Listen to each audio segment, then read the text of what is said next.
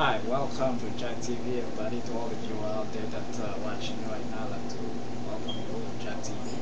I'm with Pastor Cadet right there. Pastor Cadet is has been a friend of mine for a long time.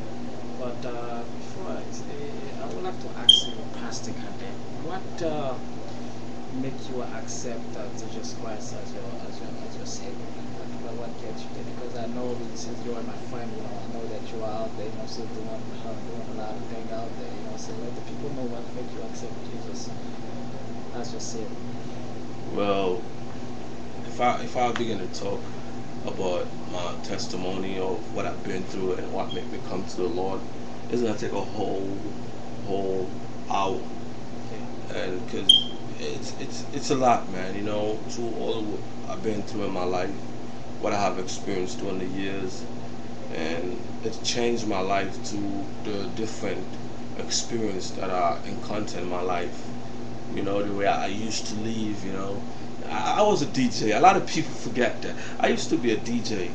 I used to be a DJ in the clubs, and that was my passion, man.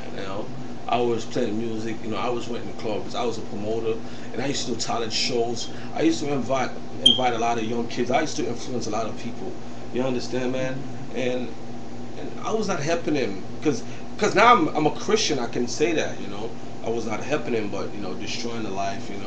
Because when we went to a party, we drinking and smoking and stuff like that, and that was not getting me anywhere. It's like I was wasting my life away, and I was hitting rock bottoms, and I was getting in trouble. And I was not making progress, and I was not successful in the music business. As I was a DJ, I was always touring party. We was not making enough money, and I was still doing it, and things began to go down the drain for me. And I was not successful at it, and I began to say, man, I have to change. I can't do it anymore. And I began to go to church, in and out. Sometimes you go to church, you're not really into it. You just go there, but and after time goes by, and my faith began to grow up, and my faith began to kick in, and my attitude began to change, and that's when really I felt something. I said, man, I have to do something with my life.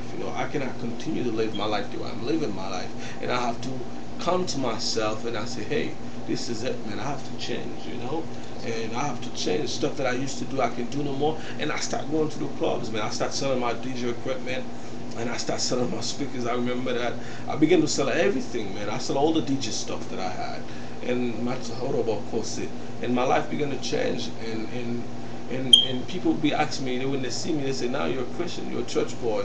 So I start going to church on a regular basis, and then things begin to happen, man, and I give my life to Christ, and since then I've been walking with the Lord.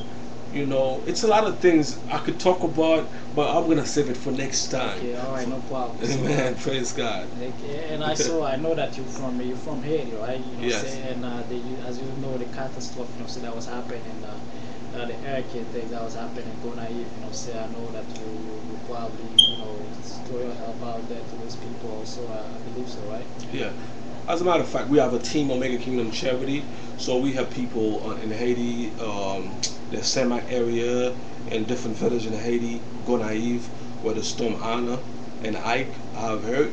So it's flooded, it's dammed. So we got a team of 10 people that we sent to Haiti. Omega Kingdom Charity is a non-profit organization that's been helping people in the fires of Haiti for years now. And I was the founder of this company.